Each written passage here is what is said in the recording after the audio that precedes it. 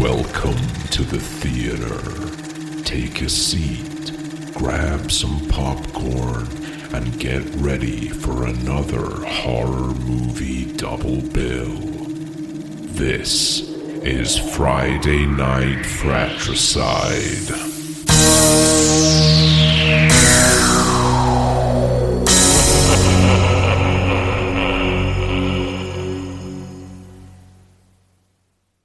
Good evening and welcome back to Friday Night Fratricide. Hooray! Yeah. Sorry, I've had a long day. I'm You're feeling very a low bit- energy today. Yeah. You're not excited to talk about some little goblins? We got Goblins, Gremlins, and Gross Little Dudes. Yeah. Honestly, our best theme title so far. Mm-hmm. And probably in the backlog as well. Yeah. I think you need to come up with some... Got to get some more good themes. Yeah. Yeah. And stick them in the wheel of themes. The wheel of themes. That we spin every week and decide what... We need to have like a little audio cue Or play the, at the end. Play the like spin. Yeah. But no, because we need to do it beforehand so we know what we're going to pick. Yeah. But we can pretend for the audience. Oh, yeah. The mystique of the podcast. Yeah. Anyway, I am Fraser. And I'm Ewan. And we are the Happy Brothers. Stretching that word to its very limit today, but it's all good. It's all good. We've got some interesting films to talk about today on the themes of goblins and gremlins and gross little dudes. Yep. We sure have, are gross little dudes. They're very gross. They are gross dudes indeed. We have Critters, a 1986 film, off the back of Gremlins. Yeah. There was a spate of these sort of gremlin-y, goblin-y things. This is probably the second most famous, I would say. Probably. After there Gremlins. There was also Ghoulies. Ghoulies. Which is the one... I love the word ghoulies. It's got the famous poster of the little guy coming out the toilet. And the tagline was "They'll get you in the end," which is that's pretty good. It is pretty funny. And there was Critters. There was like Chud, I guess. Yeah, I think I talked about Chud because I was tempted to do Chud last week or what for this week. Humanoid underground cannibalistic humanoid underground dwellers. That's I think it stands for. Yeah, that's the one. Yeah. So yeah, we have Critters and we have Unwelcome. Yes. Which just came out this year. It's a pretty new film. Much more serious in tone, I think. I guess. It's not a comedy horror. No. But it has some sort of black comedy in it. It does. It wasn't... I remember I was saying last week that I saw the trailer for it. I can't remember what film it was I went to see. It must have been sort of back end of last year. And I saw the trailer for this. And I don't remember seeing any little goblin-y dudes in the trailer for it. So I thought it was more of a run-of-the-mill horror. Yeah. New family moves into a house and blah, blah, blah, things happen. And then I watched the film. And obviously, because it was the theme of goblins, I was like, okay, there must be goblins or something in it. Yeah. And then when I watched it, I was like, this is not what I remember from the trailer. Like, this is nothing like I would have expected the film to go from my memory. But we'll get to that in a bit. Shall we start with Critters? Should we start with Critters? We can start with Critters. Yeah. Who was Critters? What's Critters' choice? Was that my choice last week? That was your choice. It was my choice. Okay, right. Yeah. I'll take it away with Critters. Take away with Critters. Cool. So yeah, Critters, 1986, directed by Stephen Herrick, who also did Bill and Ted. One of the Bill and Teds. He did The Mighty Ducks. Oh, there you go. And the live-action 101 Dalmatians film. Well, how about that? Fun. A wide range of things. Yeah. It stars Dee Wallace. We love Dee Wallace. You'll know from E.T., Cujo, The Howling, Hills Have Eyes, Rob Zombie's Halloween. Lots of lots of horror films. A lot of Stephen King era. Not necessarily Stephen King, but Stephen King era films is kind of how I view all these 80s ones. None of the other actors, I haven't written them down. That's really bad of me. I really recognised Emmett Walsh. Emmett Walsh, is in it, who we know from Frasier, of course, and also Blade Runner. And he's a prolific actor. He's been in a lot of things. Billy Zane. Billy Zane's You in didn't it? recognise Billy Zane? I didn't know he was in this, and then his name came up in the credits, and I wrote the note, Billy fucking Zane. Yeah. So excited to see Billy Zane. I love a Billy Zane. Who couldn't be? And one that I did recognise after watching the film that I didn't notice in the credits, Lynn Shay. Yeah. plays the police receptionist. Yes. The call handler, whatever the title is. Reception. I don't know what you. I guess. You know what I mean. But very young Lin Shaye was in this, who you'll know from probably more recently the Insidious films. Is probably her recent claim to fame. Similarly had a cameo in the original Nightmare on Elm Street. Yeah, because they were both made by New Line, and the president of New Line is Bob Shaye, who is her brother. Which is why she wound up in these films. Well, there you go. I mean, like, I don't know if she was necessarily an actress in her own right, separate to that, like, or if it's just like a cameo. She's been in quite a lot. I'm not entirely sure. Years, but anyway, she's great. She's become a horror icon in recent years, which is good for her. So Critters, not quite what I expected. What's first starting the film? It starts off with this very Star Wars-esque sci-fi cutaway. Lots of alien creatures. There's like a prison in space. And these creatures called the Krites escape from the prison. And this, he's a gross little dude as well. He's a gross little dude. The sort of head of the prison or the warden or whatever. Blob. Yeah. He orders these two bounty hunters. Ugg and Lee apparently are their names. Is that what they? That's what they're called. That's funny. I think it's only revealed in the second film. I don't know if it's in this, but yeah, they're credited as Ugg and Lee. They're tasked with chasing down these Krites. So at this point, we haven't seen what the Krites look like. The fact that they like blow up prison cells and stuff, I didn't realize that these were the critters. Yeah, I thought they were like some other. Just other the guys. Fact that we had these huge cast of alien creatures, I thought we were going to get more. The film was going to be along that kind of vibe. Yeah. I was thrown off completely. I thought it was a very run of the mill, like Gremlins, like these creatures pop up and they attack a family, which I guess they do, but without the whole sci-fi element. They give it a big sci-fi setup that it really doesn't need. It does not need it at all. Not in the slightest. It's a shame because I really I love a goofy sci-fi. Yeah. So I was excited to see it. And like the bounty hunters coming out and everything. The bounty hunters, the special effects were pretty decent actually. The practical effects, I should say, throughout the film are pretty good. There's the bounty hunters kind of change their face. They tune into, it's like an 80s glam rock performance on Earth, and one of them like transforms into this 80s glam rock singer, which is just like that kind of sets the tone for the rest of the film. The other one later on, he takes the form of like the police deputy, and then the reverend in the town, and someone else, and then Charlie, like one of the other kind of secondary characters. Yeah. So that's kind of set up the film. The Krites land on Earth. We're introduced to the family. They live on this farmhouse. The mum and dad, and the son and the daughter. The son's a bit of a rebel. He likes playing with fireworks, and he hangs around with his dad's workmate, Charlie. Yeah. Charlie talks about UFOs, and he likes blowing stuff up. Yeah, so. He's like that crazy uncle. He doesn't give off creepy vibes, but he's got crazy vibes for sure. Definitely got crazy vibes.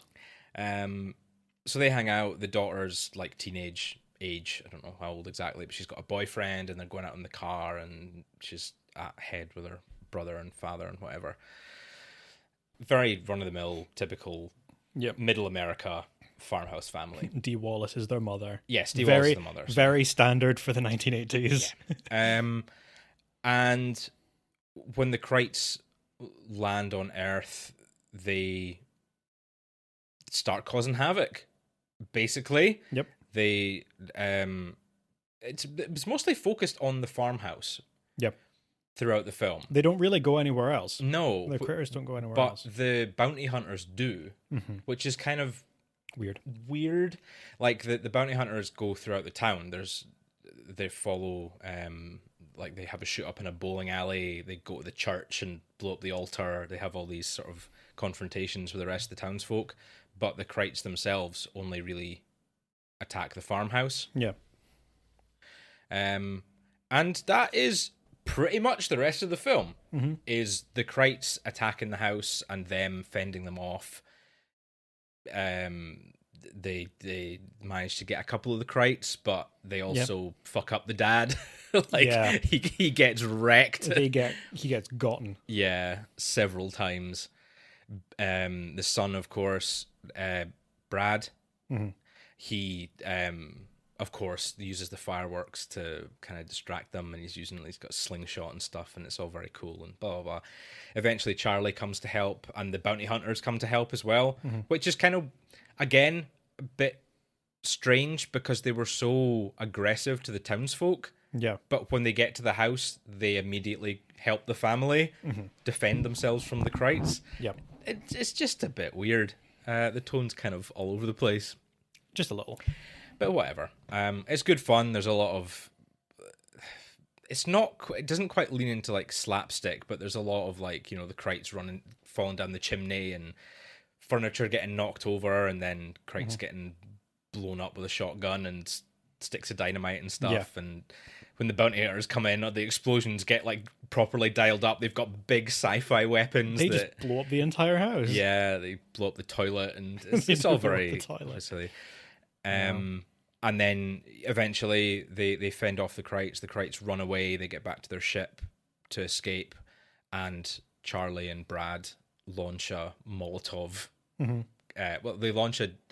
They leave a stick of dynamite in the ship. Yeah. And then they slingshot a Molotov or throw a Molotov into the spaceship. That ignites it. It all explodes, and everything's dandy. The bounty hunters go off back to space with Charlie. Yeah.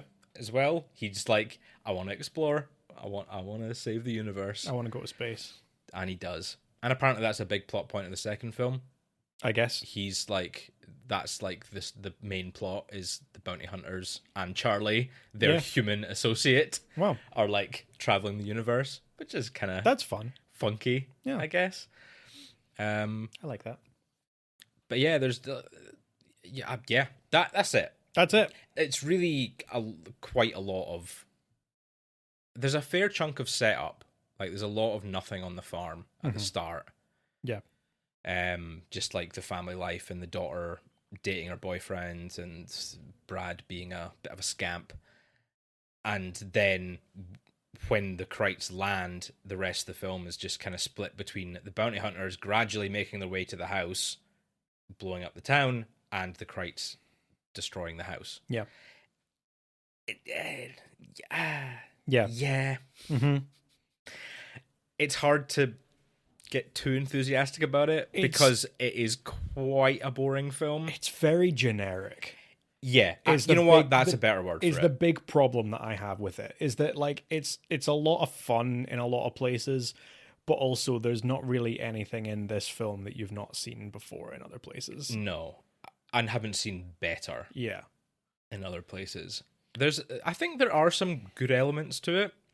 The fact that they take on this kind of sci-fi vignette, I guess, around the film, like that's something pretty interesting and unique. Yeah, that's something that we've not gotten in other films of that type. Not at all. Well, not a lot anyway. No. People do kind of compare this to Killer Clowns from Outer Space because it had I think it's mostly because the special effects were done by the same guys. All right. But it's that kind of like goofy sci-fi horror comedy. But like I really wish they had just steered more into that. Yeah. I feel like they didn't really have the balls to just like properly go for it. I think that was my main criticism of the film, is that it didn't go far enough in any particular direction. So it has a lot of these elements, like it has the sci-fi element, it has a bit of the horror element, it has the comedy elements or black comedy element, but none really shine. Yeah. There's not, it doesn't ever lean too heavily into any one of those. Yeah. It kind of just takes them all, and it takes them all quite lightly. They're all just spread out throughout the film. And I think it's a shame because we could have got, if they'd leaned further into the comedy, we could have got like a Killer Clowns from Outer Space, where it's very ridiculous and it's renowned for being pretty bad but enjoyable. Yeah. If we'd leaned more into like the sci-fi, we could have had, more special effects, more interactions with like the bounty hunters and the aliens contracting the bounty hunters, and why the Krites are imprisoned in the first place. We could have had more of an epic that direction, or we could have leaned into the horror a bit more, Mm-hmm. and we could have had it be scary. Yep. Which is not really No, in any it's not. place. There's like a couple of wee moments where the Krites are they're kind of scuttering about and Mm-hmm. jumping out on people, but it's not really. No, it's not. It's a lot scary at more all. goofy than it is scary. Yeah. So I came away from it feeling a little bit deflated. Mm-hmm. I don't know. It perked me up when I saw the sci-fi stuff. Yeah. Because I was going into it thinking very much that it was going to be this Gremlins ripoff. Yeah. And I was kind of like, oh, okay, they are going in a pretty different direction. Mm-hmm. Cool. Maybe it is different enough to be enjoyable. Yeah. But then as the film went on, it just never really popped in any one place. I was like, Yeah. ah. Yeah. I kind of agree. The writers have said, or people involved with the making of the film have said, that the film was written before Gremlins came out, because this was only 2 years later. Yeah. So I think like it was kind of in production, and then Gremlins came out and was very popular, and they were like, oh well, we're already doing a film about little guys, why don't we like kind of steer it? I reckon they probably kind of steered it more towards Gremlins and away from the sci-fi stuff. Yeah. That would have made it more unique, and I think that probably set it back, if that is the case. This is touch, pure yeah. speculation, but Yeah. I can imagine them kind of being like, oh, we should try and make it more like Gremlins because Gremlins was popular, and then they've just kind of shot themselves in the foot there. Yeah. Because now everyone's going to compare it to Gremlins, and Gremlins is an incredible film. It's vastly superior in every way. It is much better. So yeah, it's that kind of unfortunate thing. But I still enjoyed it. Yeah. There were lots of bits that I got a lot of pleasure out of. Okay. I really enjoyed some of the practical effects. I really like just like the creature design of the practical critters. effects were good. Yeah. I really loved.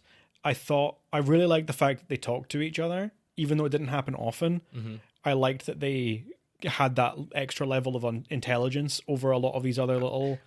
One of my favorite guys. quotes is when they get they're at the front of the house, Yeah. and the dad's like, dad points the gun at them, or he like shoots into the air, and they're talking to each other like, they have guns.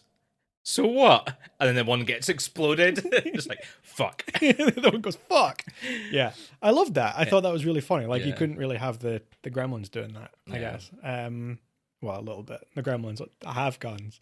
But, like, That's there's true. a scene when one of the Gremlins has guns. But, yeah, I think that is another one of those things that if they had just, like, run with that more, it would have been better. And unfortunately, the film just kind of falls on the end of being generic. I enjoyed it, but there was nothing about it that was particularly fun. Yeah, I don't know why it's really remembered as being one of those 80s films. Because I know the later one, like Critters 3, Yeah. is obviously famous because of 'Cause Leo, it's got Leonardo DiCaprio. his first feature film, and it's like notoriously bad as well. But here, it wasn't like awful. It just wasn't good either. It kind of hit this weird middle space that just did not satisfy. Yeah. I wasn't satisfied. You weren't satisfied. That was that. You were left unsatisfied by the critters. I thought some of the acting was decent. I thought the bounty hunters were pretty good, particularly the glam rock guy. I can't remember his name. He's a fictional guy. Johnny Steele? He was clearly meant to be like Billy Idol or Yeah. something, but yeah, I thought he was pretty good. Just this weird. He was sort okay. Of, yeah, He was okay. I quite liked him. I thought a lot of the family stuff was pretty good. Dee Wallace is pretty great as always. Yeah. Like, yeah. Oh, it's generic. You've nailed it. It is. Like It's just all the incredibly stuff. All the family stuff is generic. All of the plot resolutions all generic. Yeah. Yeah. That's it. Yeah. It's a generic film. Yeah. Not bad, but yeah. Doesn't really have much of interest. So what would you give it? We're going to rank it. So I gave it a 2 out two. of 5. 2 out of 5 Fair enough. Krites. Mm-hmm. I didn't hate it. Like, I didn't come away like that was awful. That was shit. I didn't enjoy that at all. But I just wanted more from it. So it didn't feel fair to give it low marks, because what it does perfectly fine. Mm-hmm. Just what it does isn't overly interesting or unique. Yeah. And that's a shame, because they had quite a lot of potential that they could have explored here, and it just doesn't really live up to it, unfortunately. Yeah. Yeah. Fair enough. Did you rank it higher or lower? A little higher. Okay. I gave it a 3. Okay. I think That's above halfway. It fell just a little bit on the side of above average for me. It's probably more because it has quite a few of these kind of goofy tropes that I love. I couldn't give it more than a 3. I had a really good time in maybe the first 10 minutes or so, because I was like, oh, this is so cool. Like, I'm really glad that they're doing this. Is so different from what I thought it was going to be. Yeah. This is so kind of out there and weird. And then they go to a farm in like Kansas and it's just generic stuff. And it's like, oh, well, then my interest drops, and it picks back up every so often, basically whenever Billy Zane's on screen and whenever there's like the good practical effects. And then, yeah, there's just nothing to write home about, unfortunately. Yeah. Definitely just left me kind of frustrated, wishing that they'd been willing to commit to some of the weirder stuff that they showed off. Or wishing you'd watched Gremlins instead. Or wishing I watched Gremlins instead. Yeah. Yeah, no, I agree. It's just unfortunate. Yeah. I guess just some of the choices they made did not lend to an enjoyable film. Yeah. Sadly. And yeah, that's all I have to talk about Critters. Mm-hmm. I think that's maybe our shortest. It might be. There's unfortunately there's really not much to discuss on Critters, unfortunately. The next film, unless you have any intermission. I don't have anything for doodads, the no. intermission. I know I said I would think of something. I've had a long week. Yet to think of an intermission doodah. Sorry. We've got to get one from... I will. I'll come up with a doodah. I'll come up with a doodah at some point. Okay, cool. Maybe next week. Next week's theme's got some... Next week's theme could... Yeah, there's potential. There's potential there. Come up with a doodah. For a doodah. Yeah. Okay, so given that there are no doodahs, Yes. we will continue on with Unwelcome.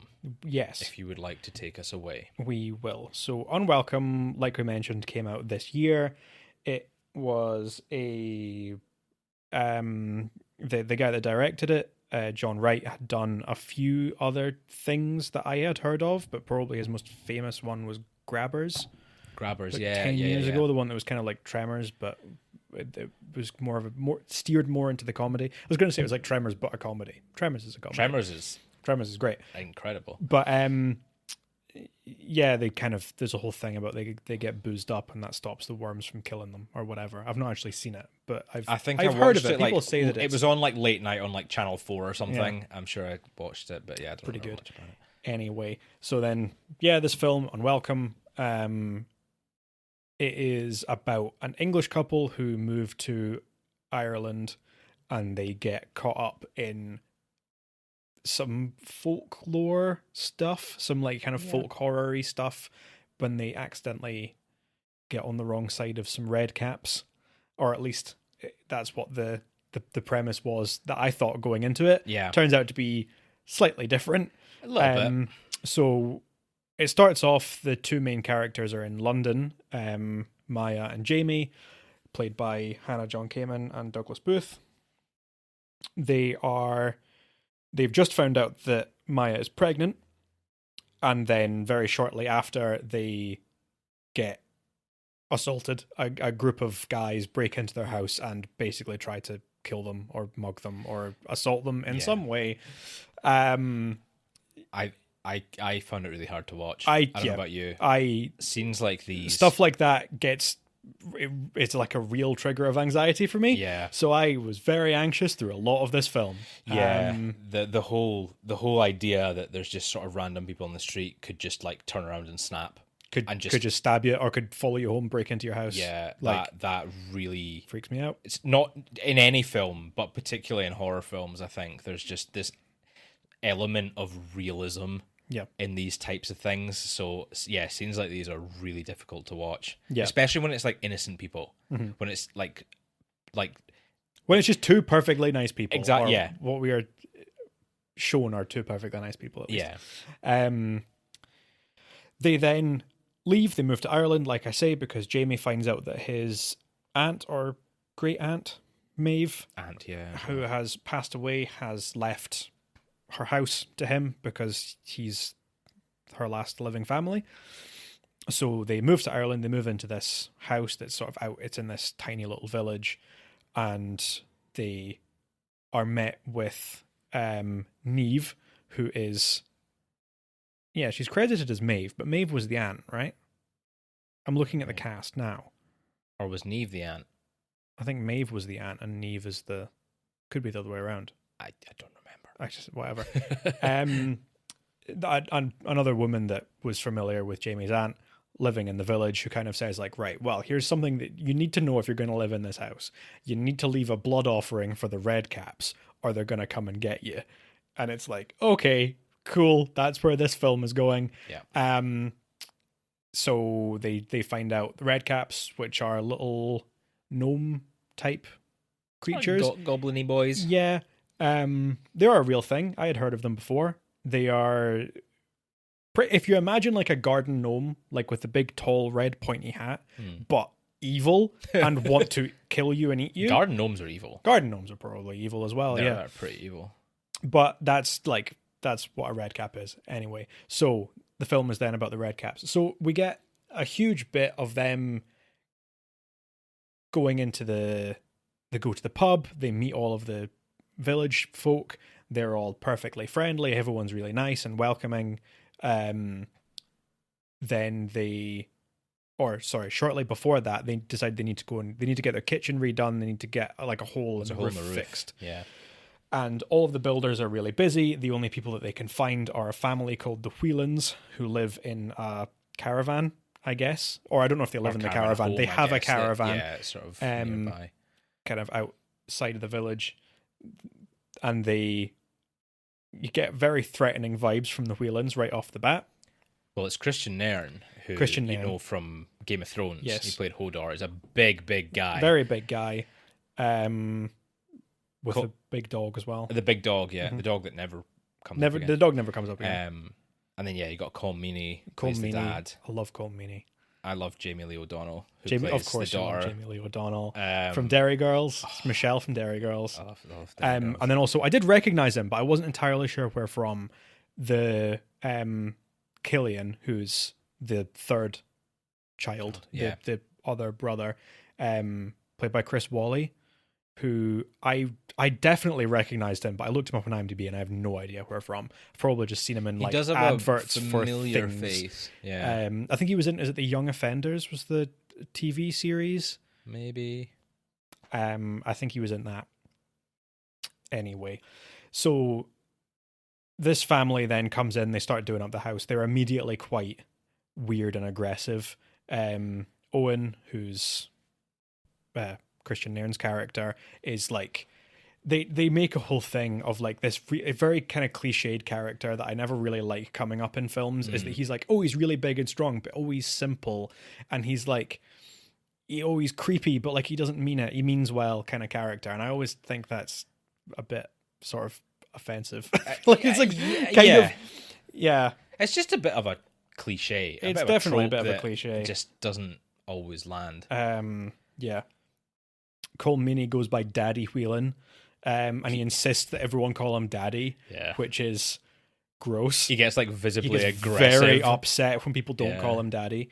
And then Killian and Aisling and Jamie Lee O'Donnell's character are consistently aggressive towards the English couple for being English, which pretty valid. I mean,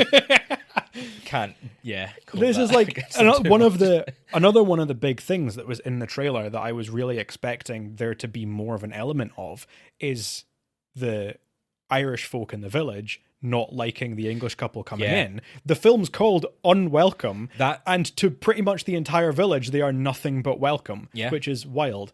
It seems like it's basically just Killian and Aisling fucking hate them for being English. They're the only ones. Because they make a big deal when they first go into the pub at the start. Yeah. They both walk into the pub and everyone stops and turns around and stares. And you're like, oh, okay. Yeah. It's one of those films. Mm-hmm. And then they're like, I got you.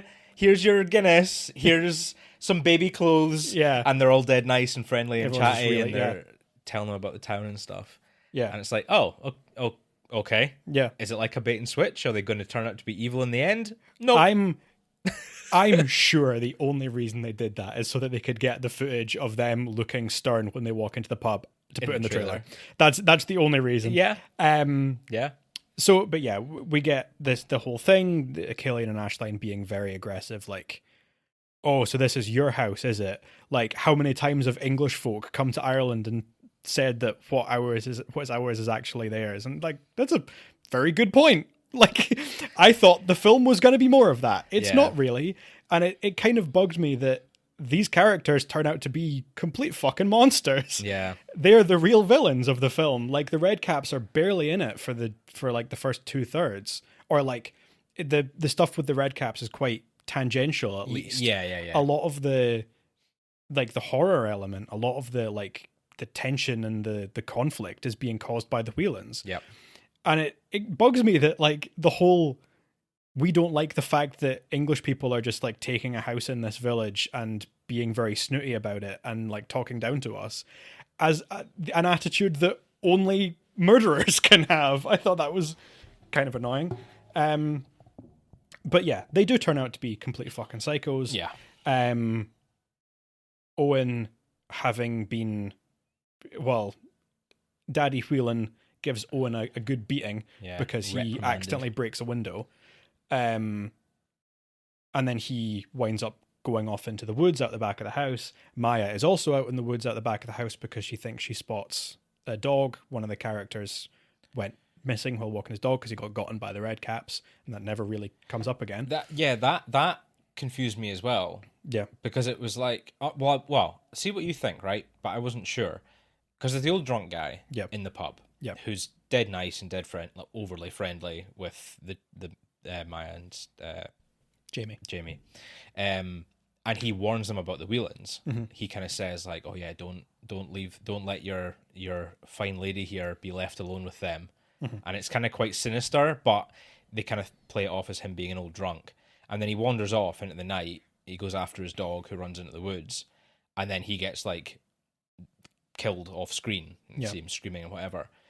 But just before that, Maya gets told off by Neve/Maeve, whichever one it is. Yeah.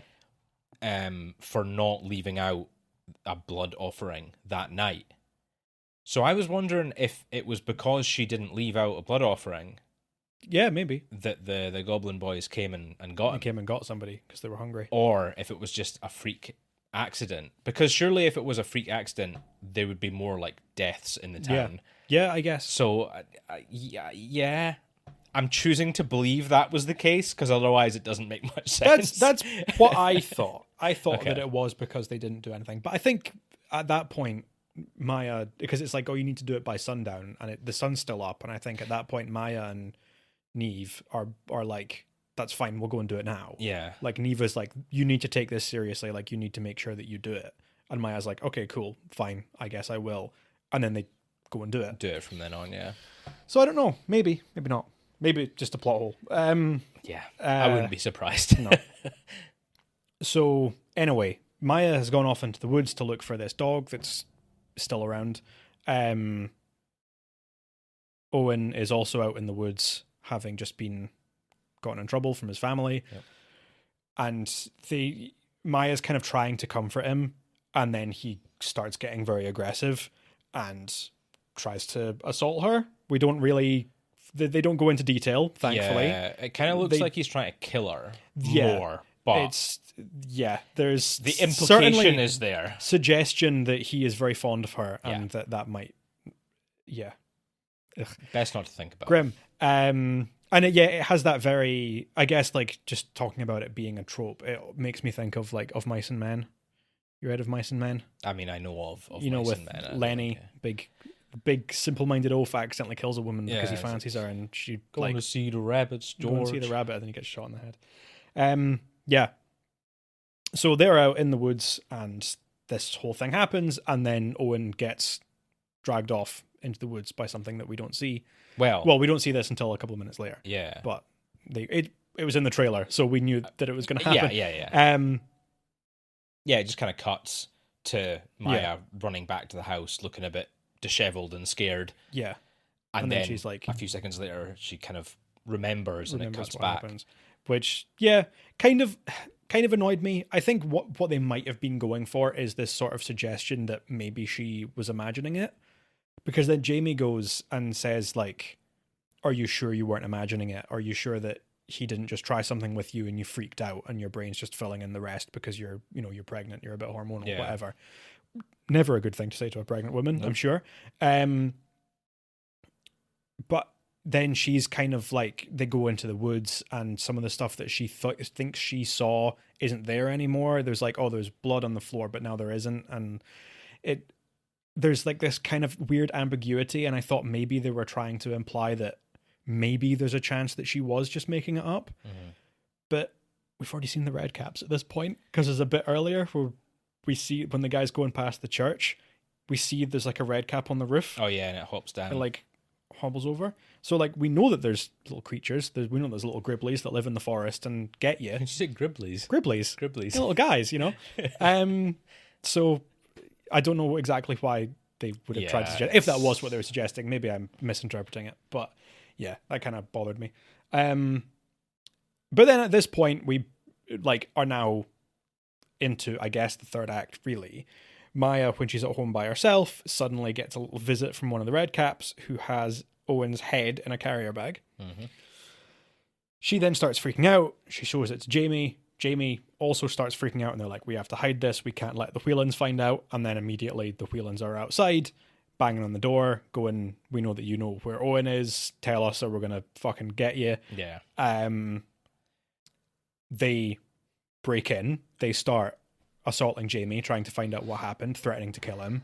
Maya runs off into the woods to go and plead with the Redcaps for help, saying that she, like...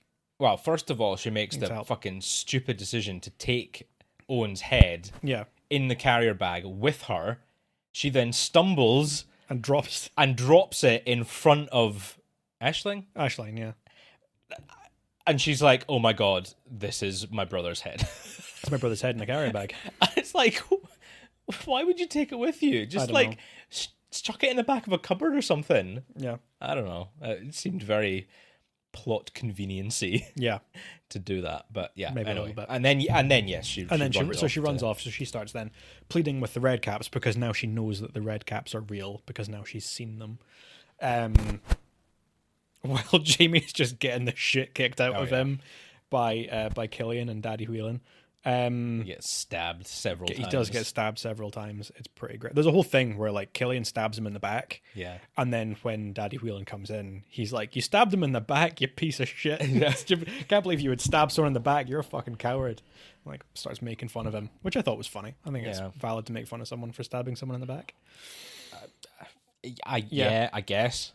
And then we get into the crux of the film being a film about gross little dudes, where the Redcaps now attack the Whelans on force. Mm-hmm. They start, they properly get Aisling and they cut her stomach open. They like disembowel her.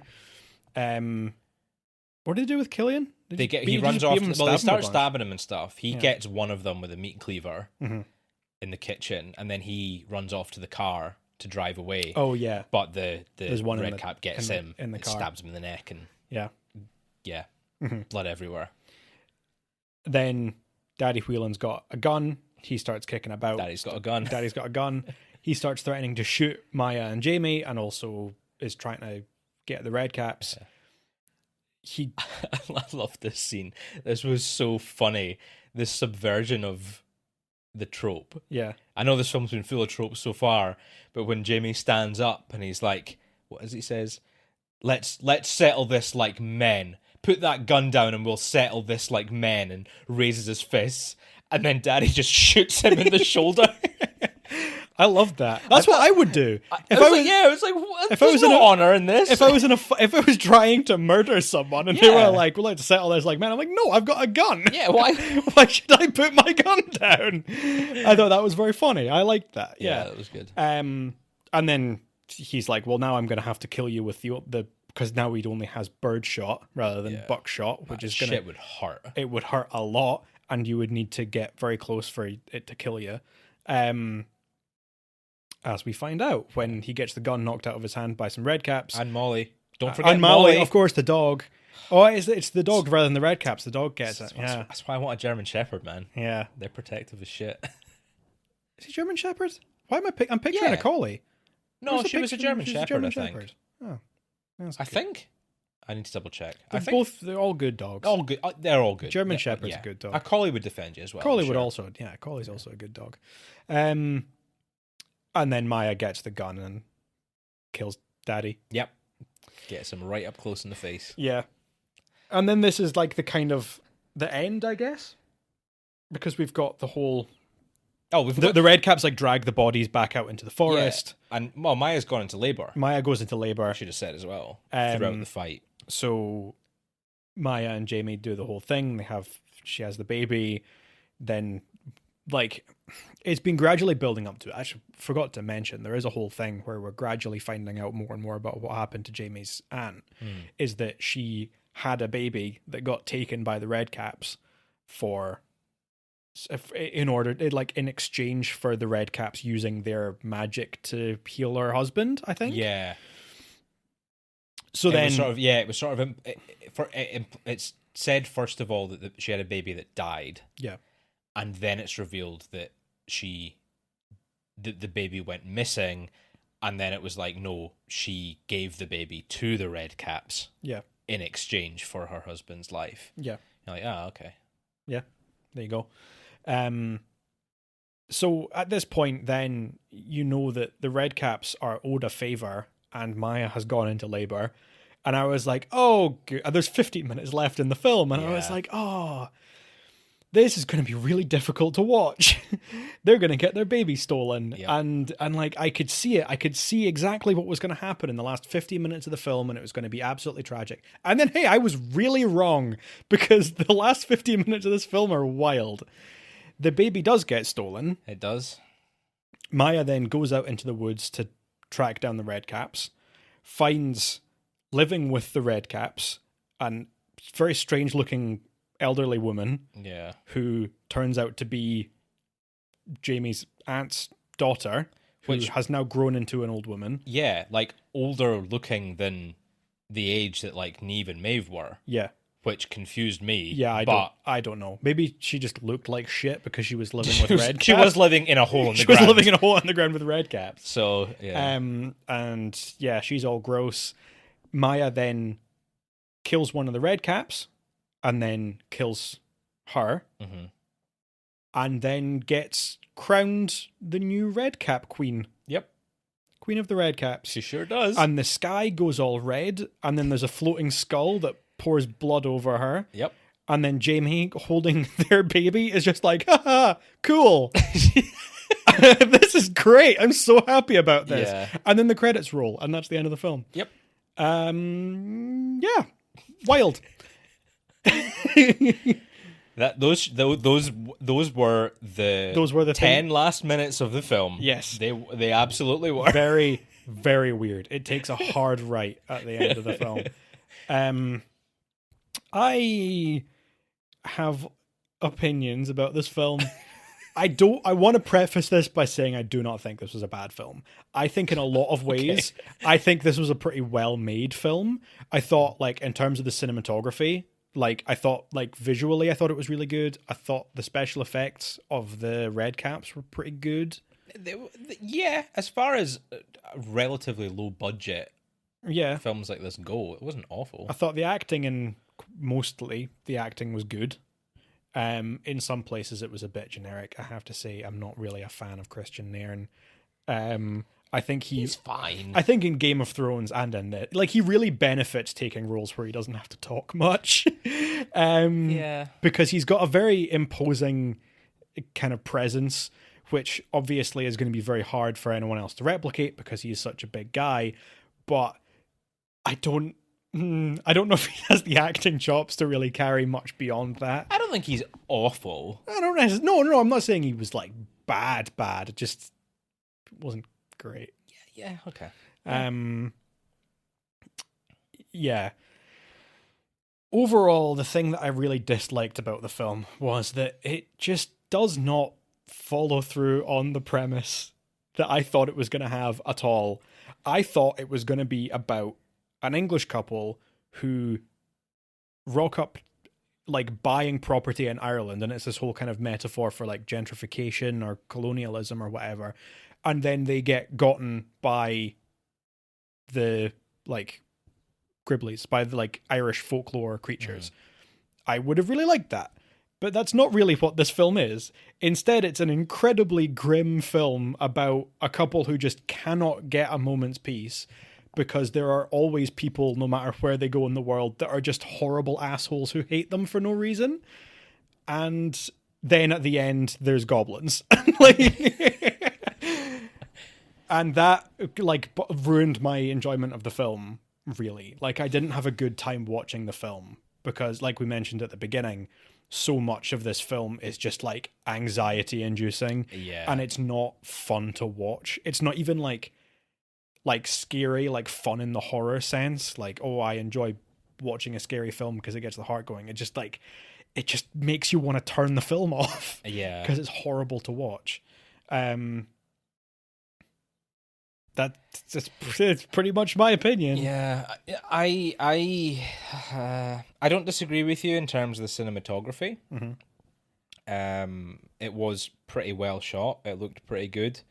You could tell that the house was on a set rather than an actual house in the middle of Ireland, although there was filming on location. Yeah.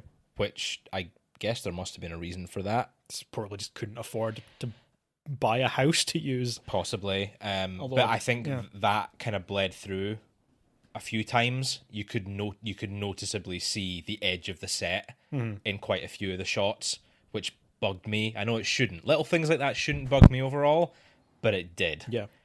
Probably for special effects reasons as well. Well, when the sky goes red, I guess it would make sense stuff like that. they would just have the lights above, but... Well, I'm thinking like the Redcaps, I'm pretty sure they were just guys who were like shrunk down in post. Well, yeah.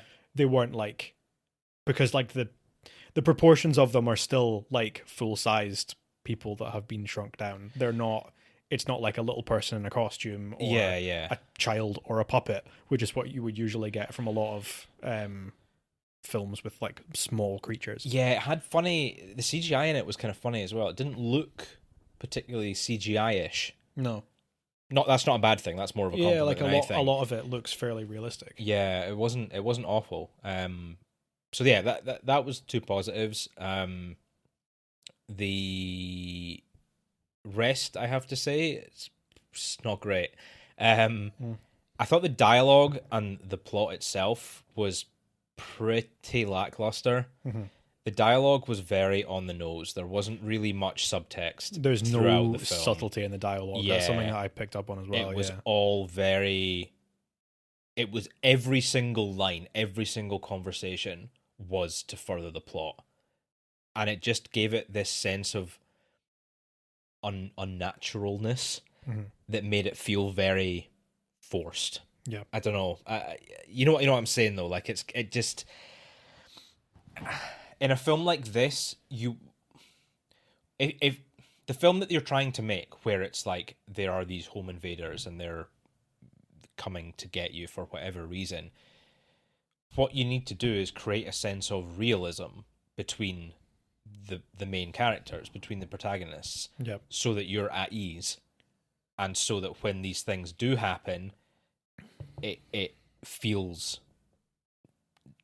not natural, but it feels like something that is happening. Yep.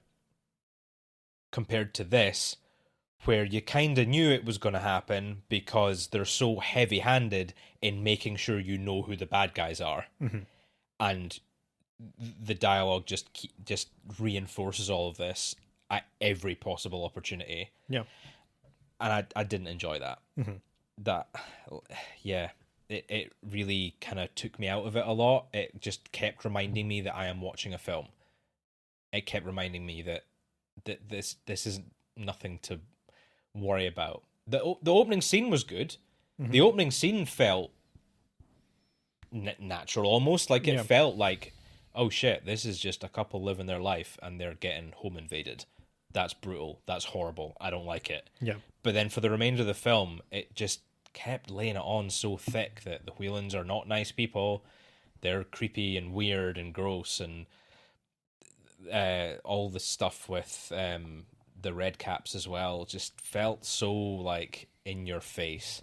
I don't know. I never. I know you were saying like it kind of was implied that she was imagining it, and that she was kind of just covering up what actually happened. I never really got that. Yeah, I was always watching it like, but I know this is what's happening because they've made it so clear that these goblins are cutting about, that they are. Yeah, like, well, that's my point. Like, I knew that it was actually the Redcaps, okay, yeah, obviously, then, but like, I thought that maybe the film was trying to make you think otherwise. Yeah. Okay, yeah, and that was what bugged me. Yeah, was that like, it's like, why would you try and make us think that there's ambiguity when we know that the Redcaps are real? Yeah, exactly. Sorry, that pretty much the same. You know what's happening. You know that the boys are there. They've already killed one person. We've seen them in shot, hopping about on the church. We know this. Why are you trying to like create this mystique around them now? And the stuff like with the camera, when she tries to take a photo of them, and the photos are all blurry and they don't quite come out properly, and she shows them to Jamie, and it's like, but these photos are all blurry. And it's like, but why are they? Why are you doing this?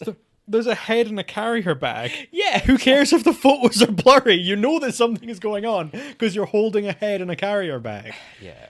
And it just bugged me, and it just felt like a big waste of a pretty decent, pretty solid cast. Yeah.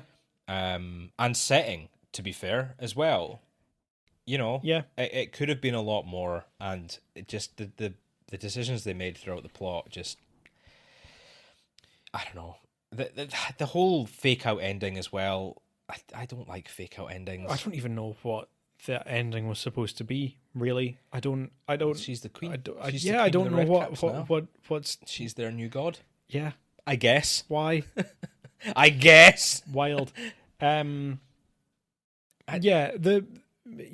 really wish what I thought the film was going to be.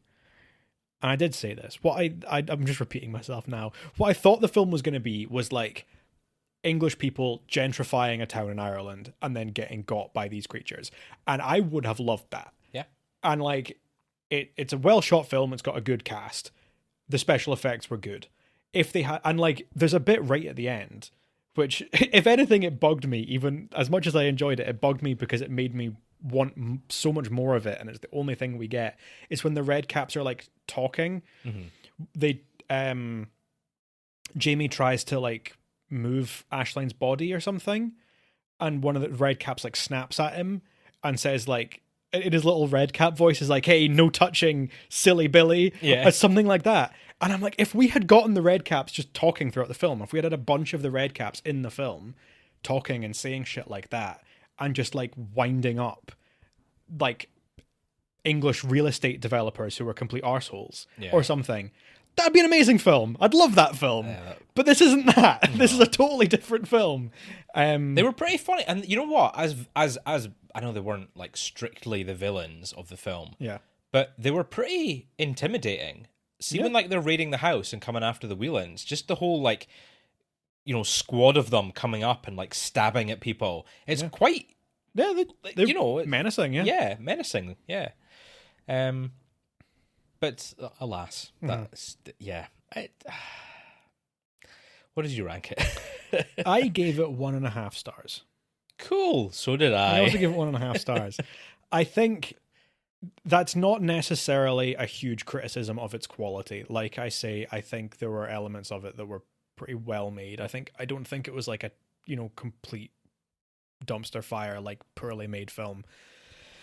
There are probably people out there who like the kind of home invasion, like very realistic, grim horror that might be more favorable for this film. I really don't like that type of film, and I really wasn't expecting it to be that type of film, so that really ruined my enjoyment of it.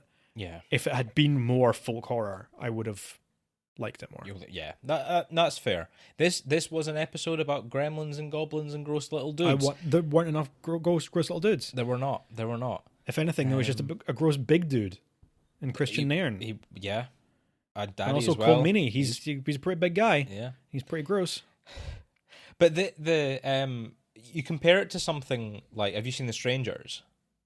No, I've not seen it. Right. So you compare it to something like that, where it is very much a cut and dry home invasion horror film, right? It's not even a thriller. It's a horror, the way that they play it and the way that it's all framed and everything. If they'd even just had elements of that, it would have just added this extra level of threat to the Whelans. But because they were played off so comical and so kind of... what's the word for it? Just kind of free and in your face. Yeah. It didn't have the same level of threat. It was more just like annoyance. Yeah. And that... yeah, it didn't work. Especially when you compare it to the first scene in the film, which was threatening, which did make you feel, oh shit, these guys are about to die for no reason. That's scary. Yeah. Later in the film, you just don't get that same feeling of threat or fear. And it doesn't... didn't work. Didn't work for me. Yeah. So 1.5 it is. 1.5. 1.5 each. Okay.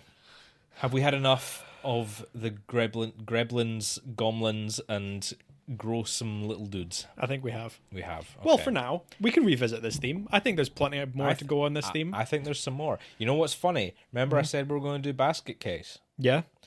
Guess what would also have fit in our theme for next week? Oh, was it? It was. It was one of those. It there you go. was. Interesting. So, our theme for next week is... You hurt your back there. Just a little bit. You did all right. It popped when I moved. Carrying this conversation. I'm 26 years old. Yes, our theme for next week is video nasties. Ooh, do you know a lot more about them than I do? Do you want to video nasties explain in general? what video nasties are / where? Yeah. So in the early 80s, there was a bit of legislation put in place here in the UK, banning certain films or trying to get certain films not criminalized, like trying to get criminal convictions against them, I guess, and like the creators of the films, because they were viewed as morally reprehensible. It was like Thatcher's government, and it was what was her name, Mary Whitehouse. Mary Whitehouse, yeah. Who is also famous in Doctor Who circles for just because she hated Doctor Who because she thought Doctor Who was too violent, which is ridiculous. Although I guess it was in some places. In the 80s.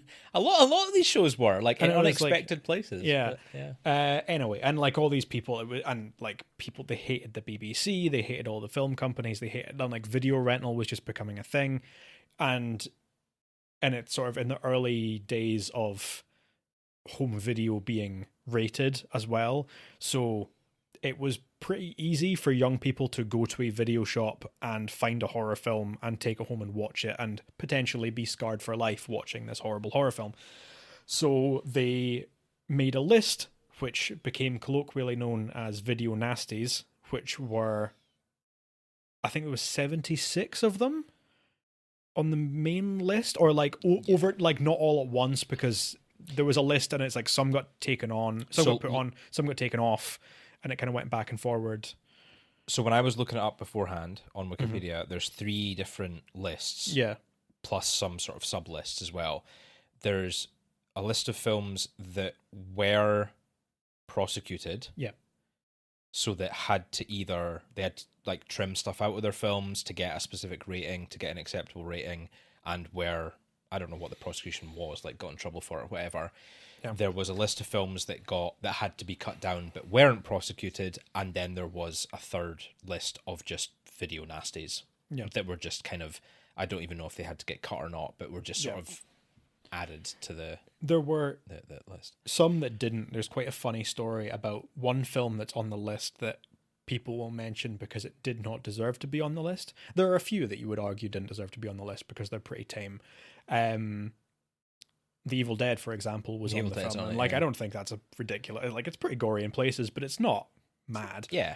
But there was a film called The Funhouse, which is on the list, and everyone kind of questioned for a long time why it was on the list, and then they realized that The Funhouse, or just Funhouse, was an alternate title of an Italian film that was like really gruesome and horrible and is already on the list. So it was basically just a misunderstanding. They accidentally put the wrong film on the list. And as far as I know, that's only happened with one of them, that it was put on by accident. But yeah, there's this film called The Funhouse that's just a kind of early 80s kind of goofy slasher film. It shows you how much these people actually cared and to investigate, and how much they were just up in arms over this just like fictional issue. Yes. Remind you of...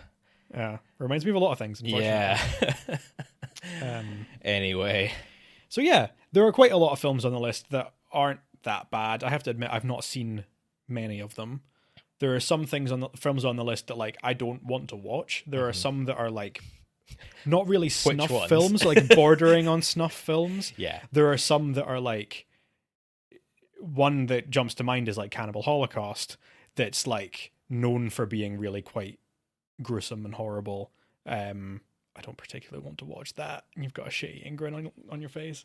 Do you want to tell us what you picked? So I have picked one of the earlier films on the list from 1973, Mario Bava's Bay of Blood.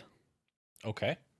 Which is it's an Italian film. It is about a family that are kind of feuding over a lakefront property, and then people start getting murdered. It's got kind of giallo elements. I almost picked it as well for kind of proto-slashers. Oh, was there... Some people will talk about it as like one of the inspirations for the Friday the 13th films as well.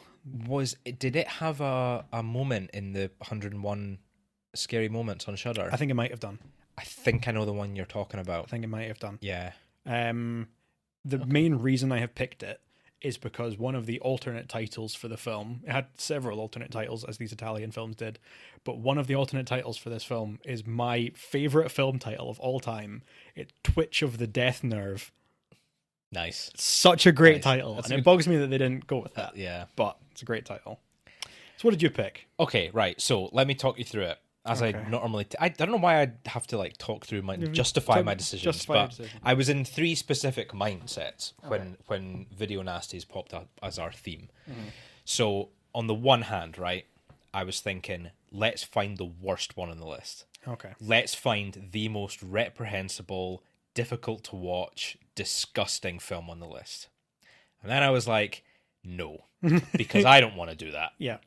I don't want to sit through something like that, because I have to suffer as well. It's not like I'm just forcing you to watch it. Not that I would do that either. Of course.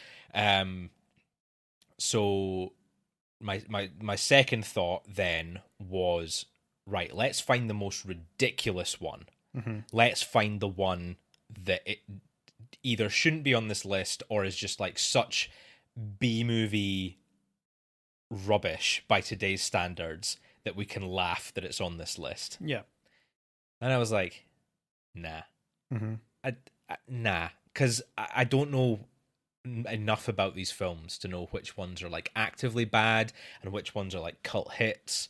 So I was like, that's maybe a risky decision. So instead, I went right down the middle, looked at a few of the lists of like best video nasties and tried to find like an actually good film on the list. I feel like we deserve an actually good film. Yeah. After this week's questionable choices. Okay. So, I have gone for one that I think's probably one of the more notable. It stars a young Bill Paxton, I believe. Oh, okay. Butcher, Baker, Nightmare Maker. Okay. Which is, yeah, I think maybe a bit of a bleak watch, judging by the plot, which let's wait for next week to discuss that. Yes. But apparently is one of the better video nasties. Okay, cool. So I have to admit, I don't know much about this film. Like, I've not seen it before. The only thing I know about it is that it was covered in Search of Darkness Part 3, the horror movie documentary series. Oh, yeah. I think all three of the films are up on Shudder. They're like, the first two are 4 hours long, and the third one is 6 hours long. So if you're in the mood for a really long documentary, I recommend you go and give them a watch. But yeah, they cover it in that, and just like the descriptions of the plot, or like the vague descriptions of the plot. I was like, oh, this sounds wild. I don't know if I want to watch that. Yeah, I don't know if I want to watch it either. But one positive, apparently, it has one of the first positive representations of a gay man in horror films. Cool. So like early 80s, that is pretty early and uncommon at that point. And apparently it is quite a positive representation in the film. So looking forward to that. Yeah. Exciting. Not sure I'm looking forward to the rest of the plot, but nope, maybe not. We'll find out. Yeah. Okay, so video nasties next week. We're getting nasty. We're getting nasty with it. I think we need to shorten down that wheel of themes. I think maybe we just need to pick better films. Well, yeah, but I mean, what else? Because my backup for this week, in case we'd pick the same film, my backup was The Driller Killer. Oh, okay. My backup for this week would have been Tenebrae, which I think is a very good film. But I've seen it before. I have seen it recently as well. Which is why I didn't pick it. Yeah. I haven't seen Driller Killer. There's a couple of Dario Argento, actually. There's a couple. Deep Red's on it as well. Is Deep Red on it? Deep Red's on the list, yeah. Inferno's on it. Inferno, yeah. Which is his sequel to Suspiria. Yeah. And there's quite a few, Mario Bava and Lucio Fulci. Lucio Fulci, thank you. Yeah. Yeah, there's like, I don't know if, The Beyond. The Beyond is on it, yeah. House by the Cemetery. Possession. Oh, Possession. With Sam Neill. I was tempted to do Possession. So was I. And I think that will also be another bit of a grim watch. Yeah.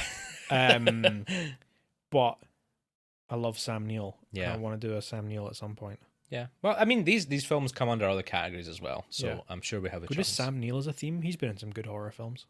It would just be Event Horizon and Possession, no? In the Mouth of Madness. The Omen Part 3. Omen Part 3. Jurassic Park. Jurassic Park 3. Alan. That's the scariest thing out of all those films. Talking Velociraptor. Yeah, man.